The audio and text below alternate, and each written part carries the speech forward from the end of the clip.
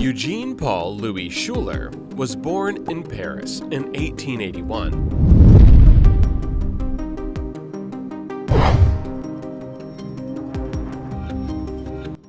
Hi, എല്ലാവർക്കും നമ്മുടെ പുതിയൊരു വീഡിയോയിലേക്ക് സ്വാഗതം.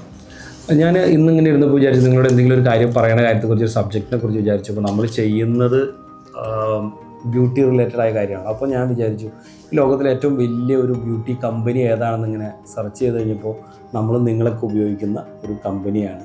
2024 കണക്ക് പ്രകാരം $230 ബില്യൺ ബിസിനസ് ചെയ്യുന്ന ആസ്തിയുള്ള വേറെ ആരുമല്ല, ലോറിയലാണ്.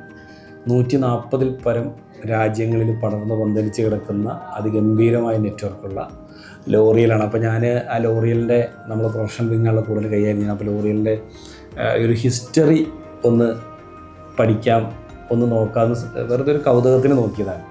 അപ്പോൾ കണ്ട രസകരമായ കാര്യമാണ് ഞാൻ ഇന്നിപ്പോൾ നിങ്ങളോട് ഷെയർ ചെയ്യണം. ആ ഒരു കമ്പനിയുടെ ഒരു വളർച്ചയുടെ ആ ഒരു ഹിസ്റ്ററി ഞാൻ ജസ്റ്റ് നിങ്ങളായിട്ട് ഷെയർ ചെയ്യാമെന്ന് കരുതി. അപ്പോൾ ഒരു ഹിസ്റ്ററി എന്ന് പറയുന്നത്, കമ്പനി ആരംഭിക്കുന്നത് 1909 നിങ്ങൾക്ക് എല്ലാവർക്കും അറിയാവുന്നതുപോലെ ഫ്രാൻസിലാണ്, പാരീസിൽ. ഞാൻ കമ്പനിയുടെ ഹിസ്റ്ററി നോക്കി. അപ്പോൾ ഹിസ്റ്ററി എന്താണെന്ന് വെച്ച് കഴിഞ്ഞാൽ 1907 മുതൽ 1930 വരെയാണ് ഇതിൻ്റെ ഒരു മേജർ ഡെവലപ്മെൻറ്റ്സ് നടക്കുന്നത്. 1907 യൂജിൻ ഷൂളർ എന്ന് പറഞ്ഞിട്ടുള്ള ഫ്രഞ്ച് ഒരു കെമിസ്റ്റ് ഒരു സിന്തറ്റിക് ഡൈ കണ്ടുപിടിക്കുകയാണ് ചെയ്തത്. അത് പെട്ടെന്ന് തന്നെ നമ്മളുടെ എന്താ പറയുക, പാരീസിലെ ഒരു ബ്യൂട്ടി മേഖല അല്ലെങ്കിൽ ബാർബറിങ് സെക്ഷൻ കൈകാര്യം ചെയ്യുന്ന ആളുകൾ അത് വളരെ പെട്ടെന്ന് ഏറ്റെടുത്തു. ഒറേലിയ എന്നായിരുന്നു അതിൻ്റെ പേര്. ഭയങ്കര ഫേമസ് ആയി പെട്ടെന്ന്. അങ്ങനെ 1909 യൂജിൻ ഷൂളർ ഈ പ്രൊഡക്റ്റിൻ്റെ പേര് പുനർനാമകരണം ചെയ്തു ലോറിയൽ എന്ന്. അത് നമ്മുടെ ഗോൾഡ് പ്ലസ് ഹെയർ, ഇത് രണ്ടും കൂടിയുള്ള ഒരു കോമ്പിനേഷൻ പേരാണ് ഫ്രഞ്ചിൽ ലോറിയൽ എന്നുള്ളത്. അത് 1930 ആയതുകൊണ്ട് ഭയങ്കരമായിട്ട് ഡെവലപ്പായി പുതിയ പുതിയ പ്രൊഡക്റ്റുകൾ വന്നു. അങ്ങനെയാണ് ആ ഒരു ഡൈയിൽ നിന്നാണ്, അല്ലെങ്കിൽ ആ ഒരു ഹെയർ കളറിൻ്റെ ആ ഒരു ബേസിക്കിൽ നിന്നാണ് നമ്മൾ ഇന്ന് കാണുന്ന ഈ ഭയങ്കരമായ കമ്പനിയുടെ ആരംഭം. 1930-60 കാലഘട്ടങ്ങളിൽ ലോറിയലിൻ്റെ ആ പ്രൊഡക്റ്റിൻ്റെ എന്താ പറയുക, നമ്പേഴ്സ് അവർ നന്നായിട്ട് കൂട്ടി. അത് ഷാമ്പൂ ആയിട്ടും അതുപോലെ തന്നെ കണ്ടീഷണറായിട്ടും പുതിയ പുതിയ പ്രൊഡക്റ്റുകളൊക്കെ ആയിട്ട് ആ ഒരു സെഗ്മെൻറ്റ് അവർ ഭയങ്കരമായിട്ട് പുതിയ പുതിയ പ്രൊഡക്റ്റുകൾ ആഡ് ചെയ്തുകൊണ്ട് ഈ ഒരു മേഖലയിലെ ഇന്നും തുടരുന്ന അജയ്യമായ ആ ഒരു യാത്ര അവർ കണ്ടിന്യൂ ചെയ്യുകയാണ് ചെയ്തത് 30-60 കാലഘട്ടങ്ങളിൽ. പിന്നീട് കൂടുതൽ ഏറ്റെടുക്കലുകളിലേക്ക് കമ്പനി പോയി. പല പല കമ്പനികളെയും കമ്പനി ഏറ്റെടുത്തു. അങ്ങനെ ഏറ്റെടുത്തിട്ടാണ് ഇന്ന് കാണുന്ന മൾട്ടി ബ്രാൻഡിലേക്ക്, അതായത് ഇപ്പോൾ പല ബ്രാൻഡുകളും കമ്പനി ഏറ്റെടുത്ത കുറച്ച് ബ്രാൻഡുകൾ ഞാൻ നിങ്ങളോട് പറയാം. ലോറിയൽ ഒട്ടനവധി ഏറ്റെടുക്കലുകൾ തുടങ്ങിയെങ്കിലും വളരെ ശ്രദ്ധിക്കപ്പെട്ട രീതിയിൽ പെട്ടെന്ന് ഒരു സ്കിൻ കെയറും അതുപോലെ തന്നെ കളർ കോസ്മെറ്റിക്സ് മേഖലയിലും കടന്നു വന്നത് 1996 നമ്മൾ ഇന്ന് കാണുന്ന മെബിലിനെ ഏറ്റെടുക്കുന്നതോടുകൂടിയാണ്.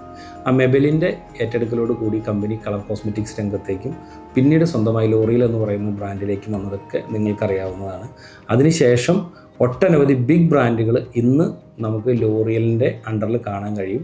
അതിൽ ചില പ്രധാനപ്പെട്ട ബ്രാൻഡുകൾ ഉണ്ട്. ഏറ്റെടുക്കപ്പെട്ട പ്രധാന ബ്രാൻഡുകളിൽ ചിലത് ഞാൻ പറയാം. ഒന്ന് Saint Laurent, Armani beauty, Dior പോലെയുള്ള ഇന്ന് നമ്മൾ കാണുന്ന പല ബ്രാൻഡുകളും ലോറിയലിൻ്റെ അണ്ടറിൽ വരുന്നതാണ്. അതുകൂടാതെ പ്രൊഫഷണൽ രംഗത്തേക്ക് നമ്മൾ നോക്കിക്കഴിഞ്ഞ് കഴിഞ്ഞാൽ ലോറിയൽ പ്രൊഫഷണൽ, കെറസ്റ്റസ്, അതേപോലെ മെട്രിക്സ് പോലെയുള്ള ബിഗ് ബ്രാൻഡ്സുകളും നമ്മളുടെ ലോറിയലിൻ്റെ അണ്ടറിലാണ് വരുന്നത്. അതുകൂടാതെ കോസ്മെറ്റിക്സിൻ്റെ സെഗ്മെൻറ്റിൽ അതുപോലെ തന്നെ ഒരു ഫാസ്റ്റ് മൂവിങ് കണ്ടീഷനിൽ വരുന്ന കുറച്ച് പ്രൊഡക്റ്റുകൾ വേറെ ഉണ്ട്. ഇതിൻ്റെ കൺസ്യൂമർ റേഞ്ചിൽ വരുന്നതാണ് നമ്മളിപ്പോൾ നോർമലി സൂപ്പർ മാർക്കറ്റിൽ പോയി കാണാൻ കഴിയുന്ന ലോറിയൽ പാരീസ്, അതുപോലെ മെബിലിൻ, ലാൻകോം, അതുപോലെ തന്നെ ഗാർണിയർ, ഇങ്ങനെയുള്ള കൺസ്യൂമർ പ്രൊഡക്റ്റുകളും ആ ബ്രാൻഡിൻ്റെ കീഴിൽ അവൈലബിൾ ആണ്. ഒപ്പം തന്നെ ഇന്ന് നമ്മളുടെ ബ്യൂട്ടി രംഗത്ത് ഞാൻ പറഞ്ഞല്ലോ 2024 നമ്പർ 1 ആയിട്ട് നിൽക്കുന്ന കമ്പനിയാണ്.